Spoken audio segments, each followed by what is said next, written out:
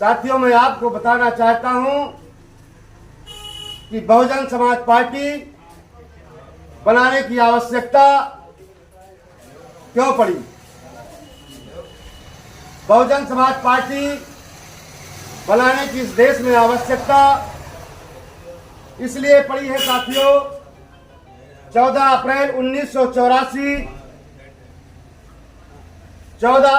1984 से पहले इस देश में लोकतंत्र था और परम पूज्य बाबा साहब डॉक्टर भीमराव अंबेडकर के द्वारा पवित्र लिखित दस्तावेज के रूप में इस देश में संविधान लागू था।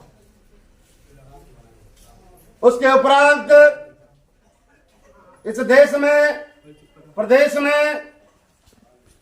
प्रदेश की सरकारें, मुख्यमंत्री भी बनते थे, विधायक भी बनते थे, मेंबर ऑफ पार्लियामेंट भी बनते थे और विधान परिषद राज्यसभा भी बना करते थे।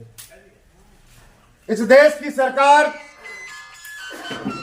भारत में प्रधानमंत्री भी बनते थे, बहुत सारे दुनिया के मंत्री बनते थे विभागों के, परंतु उसके बावजूद हजारों साल से दबाए गए, सताए गए, शोषित, वंचित इस देश की महिलाएं, पिछड़े, अकलियत समाज के लोगों को परम पूज्य बाबा साहब डॉक्टर भीमराव अंबेडकर के कड़े संघर्षों के द्वारा संविधान में निहित अधिकार नहीं दिया गया था। अगर अधिकार दिया जाता जो संविधान में हमें मिला है, समता, ममता और बंधुत्व, अभिव्यक्ति की आजादी, संपत्ति का अधिकार, शिक्षा का अधिकार, नौकरियों में आरक्षण, शिक्षा में आरक्षण, जो संविधान में परम पूज्य बाबा साहब डॉक्टर भीमराव अंबेडकर ने दिया है, और इस देश की सरकारों की जिम्मेदारी होती है कि जो संविधान, क्योंकि साथियों यह देश संविधान से चलता है। कहते हैं न गीता से चलेगा न पुराण से चलेगा, और यह देश अगर चलेगा तो भारत के संविधान से चलेगा।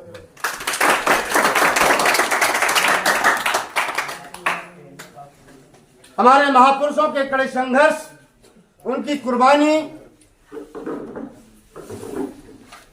जिसके द्वारा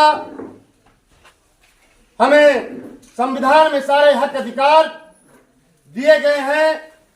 1984 से पहले उन सरकारों ने अगर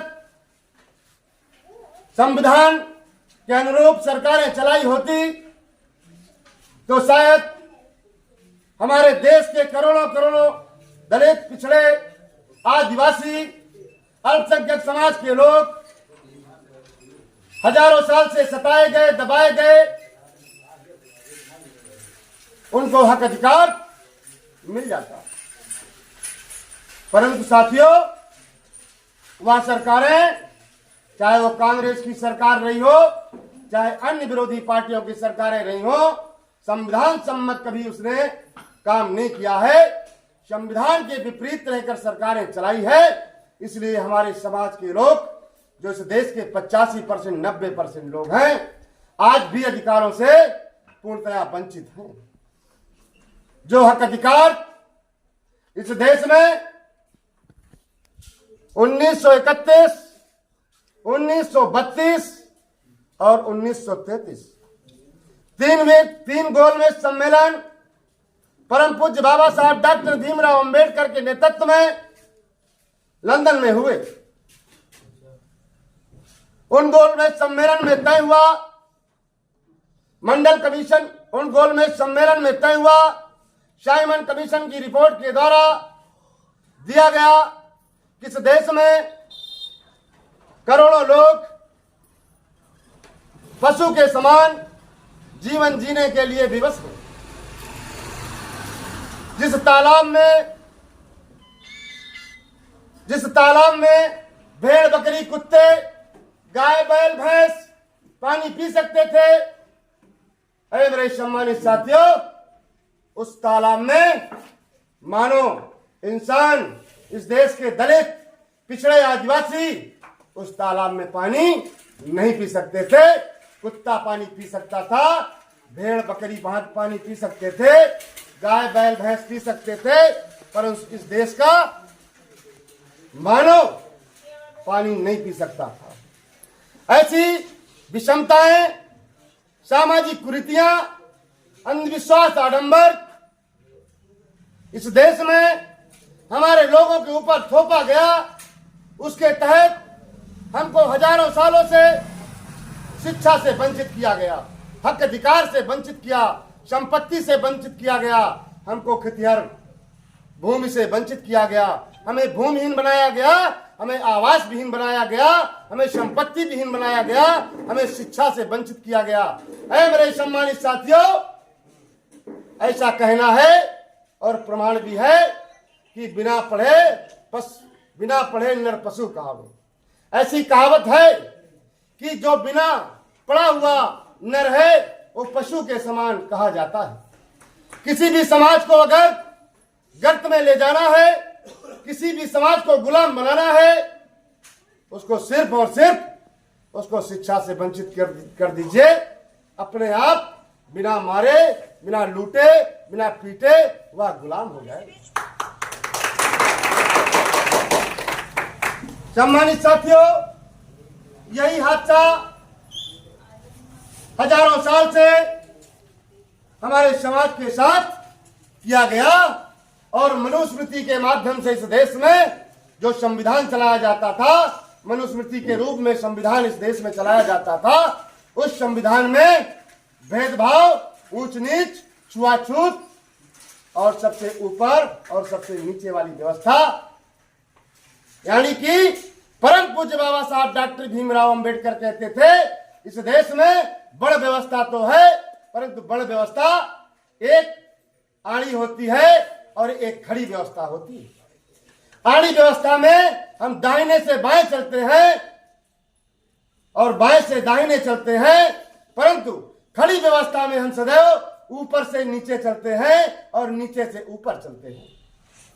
इस देश में खड़ी बड़ व्यवस्था लागू थी। परम पूज्य बाबा साहब डॉक्टर भीमराव अंबेडकर गांधी जी से सवाल पूछते थे कि गांधी जी बताइए, आप कहते हैं हम इस देश के दलितों, पिछड़ों और वंचित समाज के बहुत बड़े शुभचिंतक हैं, परंतु ये बताइए कि क्या आप आड़ी बड़ व्यवस्था को मानते हैं या खड़ी बड़ व्यवस्था को मानते हैं? गांधी ने जवाब दिया कि कहा, ना मैं आड़ी को मानता हूं और ना खड़ी को मानता हूं, मैं बड़ व्यवस्था को मानता हूं। यह उन्होंने गोलमोल जवाब दिया बाबा साहब। और खड़ी बड़ व्यवस्था कहती है कि जो सबसे ऊपर है वो सबसे उच्च है और उससे नीचे वाला उससे निम्न है, उससे नीचे वाला उससे निम्न है और सबसे नीचे वाला सबसे निम्न है। उस बड़ व्यवस्था के शिकार इस देश के 85% लोग हुए। साथियों, इस बड़ व्यवस्था में जकड़े समाज को कैसे दूर हटाया जाए और इनके जीवन स्तर को कैसे आगे बढ़ाया जाए और इनको भी जीने और खाने का हक अधिकार मनुष्य की तरह मिले, यह हमारे महापुरुषों ने समय समय पर सामाजिक क्रांति की लड़ाई और सामाजिक न्याय की लड़ाई को आगे बढ़ाने का काम किया है।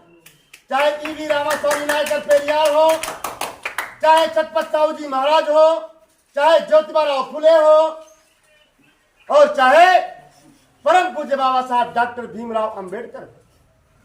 इसके बाद परम पूज्य बाबा साहब डॉक्टर भीमराव अंबेडकर ने अपने कड़े संघर्षों के बाद जब उनको शिक्षा लेने में इतनी कठिनाइयों का सामना करना पड़ा, अगर बाबा साहब शिक्षित ना हो पाते तो हमें लगता है इस देश के करोड़ों लोगों के आज चेहरे में जो मुस्कान है वो मुस्कान कभी नहीं होती। हमारी माताओं बहनों के चेहरे में जो मुस्कान है आज मेरे घर से जब बच्चा सुबह उठ करके नहा धो करके तैयार होता है तो उसकी माँ कहती है, बेटा आपको बस्ता टांग लो और नाश्ता कर लो, आपको विद्यालय जाना, विद्यालय जाना है। और साथियों, हमारा बच्चा मुस्कुराते हुए उसके कंधे में बैग होता है और मुस्कुराते हुए पैदल जाना है, साइकिल से जाना है, गाड़ी से जाना है या बस से जाना है, मुस्कुराते हुए विद्यालय जाता है। और सुबह सुबह दो तरह की घंटी बजाई जाती है, एक तो विद्यालय की घंटी बजती है और दूसरी मंदिर की घंटी बजती है। तो हमने परम पूज्य बाबा साहब डॉक्टर भीमराव अंबेडकर ने मंदिर की घंटी को नहीं चुना और परम पूज्य बाबा साहब अंबेडकर ने कहा विद्यालय की घंटी अगर आप चुनोगे तो विद्यालय में जाकर के आप जब पढ़ लिख जाओगे, शिक्षित हो जाओगे तो आप एसपी, डीएम, कलेक्टर और इस देश के नेता, बड़े बड़े वकील, इंजीनियर, डॉक्टर, उद्योगपति बन सकते हैं। कौन सी घंटी से? माताएं बहनें बताएं हमारी, किस घंटी से? स्कूल की घंटी से। स्कूल की घंटी अगर आप सुनोगे तो आपका बेटा डीएम बनेगा, कलेक्टर बनेगा, नेता बनेगा, वकील, इंजीनियर, डॉक्टर। आडंबर और अंधविश्वास के रास्ते पे जाने वाले लोग कभी विकास नहीं किया करते हैं। वह अंधविश्वास और आडंबर में फंस के अपने जीवन और अपने परिवार को सदैव गर्त के रास्ते पे ले जाने का काम किया करते हैं। क्योंकि उनको जब शिक्षा लेना था, उनको शिक्षा लेने में हजारों अपमान के घूंट पीने पड़े, हर कदम पे अपमान उनको सहना पड़ा। और अपमान सह करके परम पूज्य बाबा साहब डॉक्टर भीमराव अंबेडकर रुके नहीं, डिगे नहीं, कभी भी घबराए नहीं और निरंतर आगे बढ़ते चले गए, संघर्षों को आगे बढ़ाते चले गए। अपने संघर्ष के साथ में समाज के संघर्ष को भी आगे ले जाने का काम करते रहे परम पूज्य बाबा साहब डॉक्टर भीमराव अंबेडकर। समझा। और जब भी उनको मैं बहुत पीछे नहीं जाना चाहता हूं, कहानी बहुत लंबी हो जाएगी।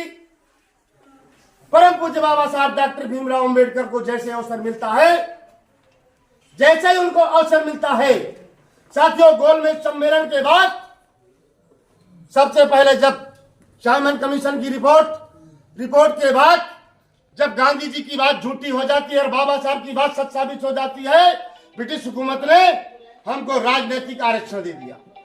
इस देश के अनुसूचित जात और अनुसूचित जनजाति के लोगों को राजनीति में आरक्षण मिल गया और नौकरियों में आरक्षण मिल गया, शिक्षा में आरक्षण मिल गया।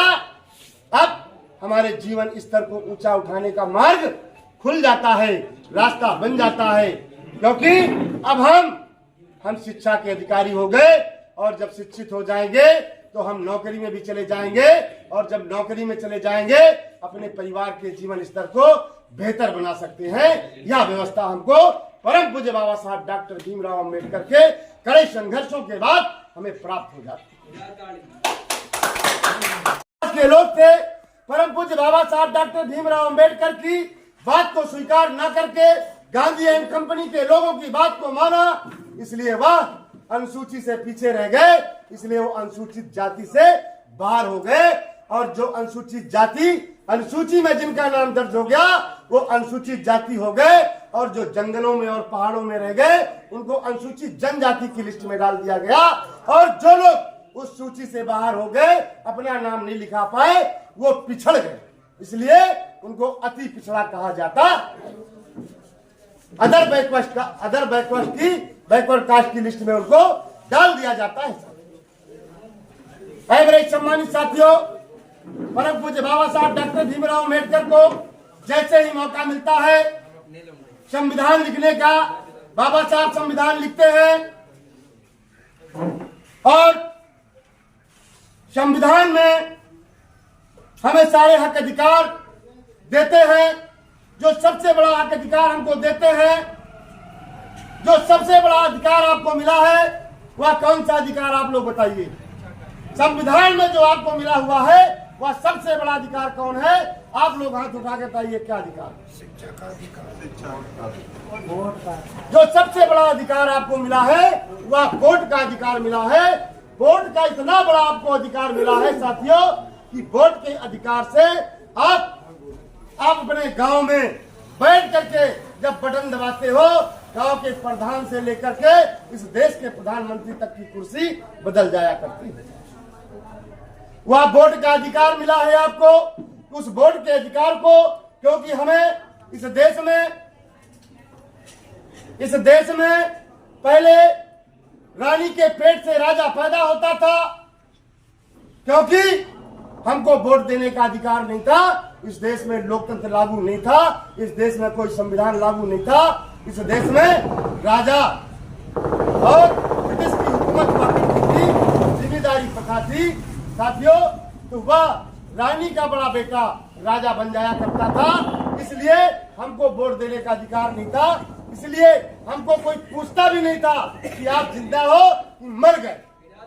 आज मैं साथियों कहना चाहता हूं, जो आपके पास परम पूज्य बाबा साहब डॉक्टर भीमराव अंबेडकर ने जो वोट का हक अधिकार दिया है आपको, आज आप अगर खेत में हैं, गुड़ में हैं, पैरों में गोबर लगा है, तन में फटा कपड़ा है, मैला कुचैला है, पैर में जूता चप्पल नहीं है, परंतु साथियों आपके इस वोट के हक अधिकार परम पूज्य बाबा साहब के द्वारा दिए गए, उस हक अधिकार के तहत 50 लाख की गाड़ी में बैठ करके और बड़े से बंगले से चल करके बड़ा नेता आता है और कहता है कि राम दुलारे कहाँ है। तो राम दुलारे के घर में जाता है और पूछता है कि राम दुलारे कहाँ है, तो बताया जाता है कि राम दुलारे खेत में पानी लगाए, और राम दुलारे खेत में पानी लगाए हैं। तो वह राम दुलारे के खेत में पहुंच जाता है और राम दुलारे निकलते हैं खेत से, पैर में कीचड़ है उनके, परंतु कहता है 50 लाख की गाड़ी में उतरता है, उस गाड़ी से कहता है राम दुलारे जी आपके पैर कहाँ हैं। उनके पैर छूने के लिए मजबूर होता है।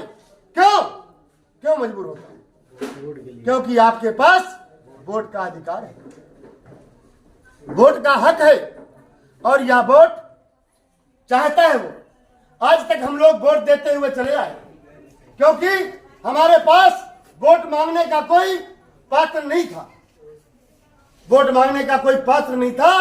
सिर्फ आज तक हम वोट देते चले आए हैं और सरकारें बनाते चले आए हैं, परंतु महापुरुषों ने कहा था जब तक आप लोग सत्ता की चाबी अपने हाथ में नहीं लोगे, तब तक संविधान में दिए गए हक अधिकार कभी आपको मिलने वाले नहीं है। और जब जब विरोधी सत्ता में बैठेगा तब तक आपका गला काटने का काम करेगा, आपको हक अधिकार आपको देने का काम नहीं करेगा। अगर वो हक अधिकार दे देता तो शायद बहुजन समाज पार्टी 1984 में माननीय श्री कांशीराम साहब और आदरणीय बहन कुमारी मायावती जी को बनाने की जरूरत नहीं को बनाया गया। और साथियों जब पार्टी राजनीतिक पार्टी इस देश में बन गई और बन करके जब चलती है साथियों, गांव गली से नीला झंडा चुनाव चिन्ह हाथी लेकर के जब चलते हैं, माननीय श्री कांशीराम साहब और बहन जी पैदल चलते हैं, पद यात्रा पे निकलते हैं देश भ्रमण में, और उनके पीछे हमारे देश की माताएं बहनें, नौजवान साथी जिनके पैर में चप्पल नहीं, तन में फटा कपड़ा, मैला कुचैला कपड़ा और नीला झंडा लेकर के आवाज को बुलंद करते चलते हैं और नारा लगाते हैं, क्या तख्त बदल दो, ताज बदल दो और इन बेईमानों का राज बदल दो, जिन लोगों ने हमारे हक अधिकार को मार के इस देश की कुर्सी में कब्जा करके बैठे। ऐसा नारा लगा करके कि तख्त बदल दो, ताज बदल दो और इन बेईमानों का राज बदल दो। जब ये नारा लगाते हुए गांव की गलियों से शहरों की तरफ बढ़ती हमारी माताएं बहनें, हमारे नौजवान साथी और नीला झंडा लेकर के आवाज को बुलंद करते हैं, तो साथियों वो मनवादी लोग, पूंजीवादी लोग, जातिवादी लोग कैसे टिप्पणी करते हैं, किस तरह की टिप्पणी करते हैं उनके ऊपर। क्या कहते हैं साथियों? कहते हैं कि पैर में चप्पल नहीं, तन में कपड़ा नहीं और तख्त और ताज बदलने की बात करने आए। इस तरह का अपमान हमारी माताओं बहनों का, नौजवान बुजुर्गों का, साथियों का ऐसा अपमान गलियों में खड़े लोग, हमारी माताएं बहनें झंडा लेके जाती हैं आवाज बुलंद करते हुए, और बगल में खड़ा हुआ मनुवादी, पूंजीवादी और संप्रदायवादी साथियों, ऐसा सामंतवादी, वो क्या कहता है कि घर में नहीं दाना और अम्मा चली बुझाना, ऐसा कहा जाता नहीं कहा जाता।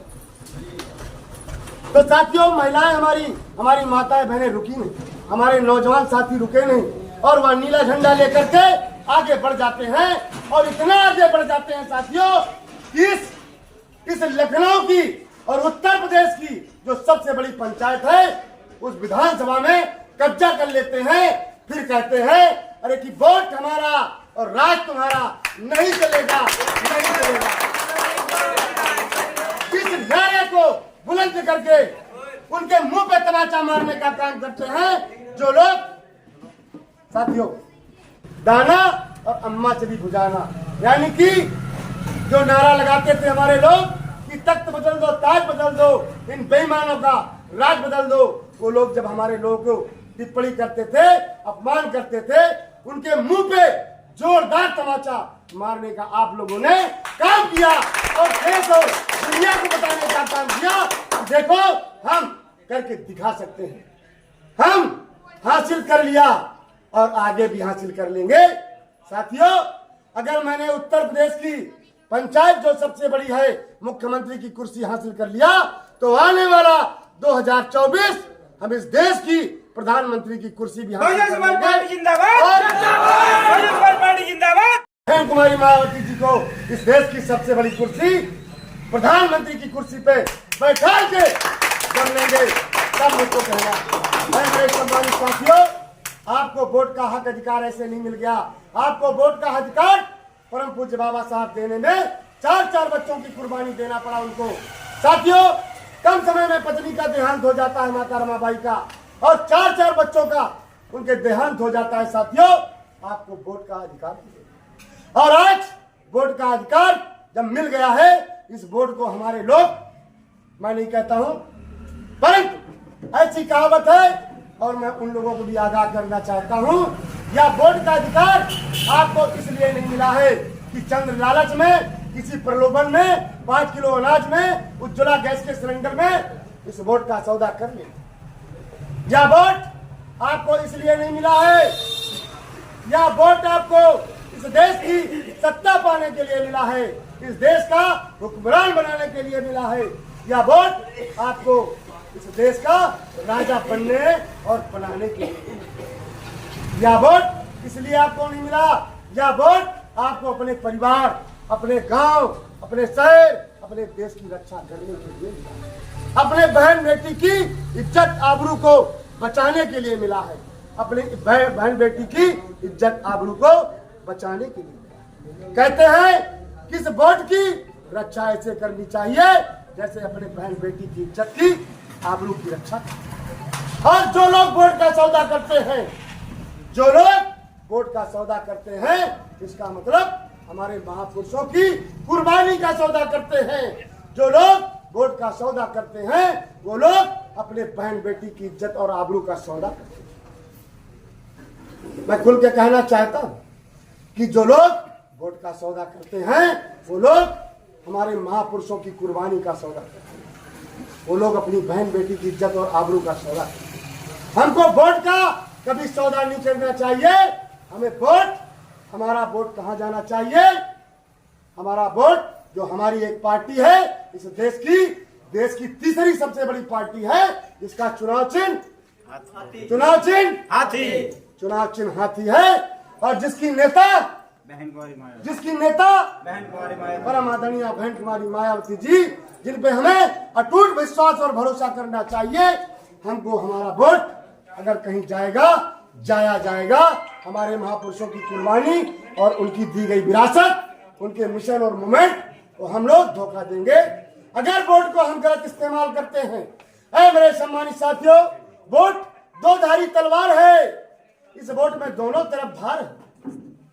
यह वोट दो धारी तलवार है, इस वोट में दो तरफ धार है। अगर सही इस्तेमाल करोगे तो दुश्मन का गला कट जाएगा, अगर गलत इस्तेमाल करोगे तो आपका भी गला कट सकता है। कहने का तात्पर्य है कि जब आप लोगों ने सही इस्तेमाल वोट का किया है, 4 बार आप इस प्रदेश की सत्ता में आए और इतने ताकतवर हम लोग हो गए कि केंद्र की सरकार को भी मैंने गिराने का काम किया है। अटल बिहारी वाजपेयी की सरकार भाजपा के नेतृत्व में बनी थी। 13 दिन में तरही करने का काम परमादरणीय बहन कुमारी मायावती जी, बहुजन समाज पार्टी की राष्ट्रीय अध्यक्ष, जिन्होंने 13 दिन में तरही करने का काम किया था। इतनी बड़ी ताकत बहुजन समाज। आप सोच सकते हो कि हम सरकारें बना भी सकते हैं और सरकारें गिरा सकते हैं। हम आज देश की तीसरी सबसे बड़ी पार्टी है और इस उत्तर प्रदेश की दूसरी सबसे बड़ी पार्टी। उदाहरण मैं बताना चाहता हूं, 2019 में जब चुनाव होता है लोकसभा का, तो इस प्रदेश की 80 सीटें होती हैं।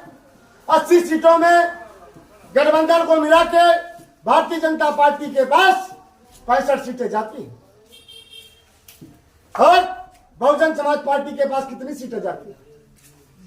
बहुजन समाज पार्टी के पास कितनी सीटें जाती हैं? 10 सीटें जाती हैं। और समाजवादी पार्टी के पास कितनी सीटें जाती हैं? 5 सीटें जाती हैं। तो अब बताइए कि दूसरी सबसे बड़ी पार्टी इस प्रदेश की कौन हुई? कौन हुई? बहुजन समाज पार्टी दूसरी प्रदेश की सबसे बड़ी पार्टी और देश की तीसरी सबसे बड़ी पार्टी बहुजन समाज पार्टी है। 2019 के चुनाव में इस देश में जब आम चुनाव हुआ लोकसभा का, बहुजन समाज पार्टी को 5 करोड़ मतदाताओं ने वोट दिया था। कितना? 5 करोड़ मतदाताओं ने वोट दिया था। और 2019 जब 22 का चुनाव हुआ विधानसभा का, 1 करोड़ 22 लाख लोगों ने वोट बहुजन समाज पार्टी को दिया। 1 करोड़ 22 लाख वोट, एक सीट हमारी आई। हमें कोई उससे घबराने की और मनोबल अपना नीचा करने की आवश्यकता नहीं है। हमको सदैव अपना मस्तक और मनोबल ऊंचा करना है, संघर्ष के रास्ते पे जाना है। हमारे महापुरुषों के द्वारा जो विरासत हमें दी गई है, जो मिशन और मूवमेंट दिया गया है, उस विरासत को और इस मिशन और मूवमेंट को हमें आगे बढ़ाना है और उसको इतना मजबूत कर देना है साथियों कि दुश्मन भी हैरान हो जाए, दुश्मन भी हैरान हो जाए। और यह मिशन और मूवमेंट और बहुजन समाज पार्टी को इतना आगे ले जाना है। मेरे सम्मानित साथियों, नौजवान साथियों, आज आप लोग इस मिशन और मूवमेंट की, बहुजन समाज पार्टी की जिम्मेदारी हम आप सबके कंधों पे है। जैसे कि हमारे महापुरुषों ने अपनी कुर्बानी, अपने परिवार की कुर्बानी, अपने बच्चों की कुर्बानी देके यह मिशन और मूवमेंट और बहुजन समाज पार्टी को हमें इस लेवल पे लाके हमें सौंपा है। तो हम सबकी जिम्मेदारी इस विरासत को आगे ले जाने की होती है। अब इस विरासत को आगे ले जाने का संकल्प हम सबको लेना है साथियों। हमें संकल्प लेना चाहिए कि नहीं लेना चाहिए? हम सबको हाथ उठा के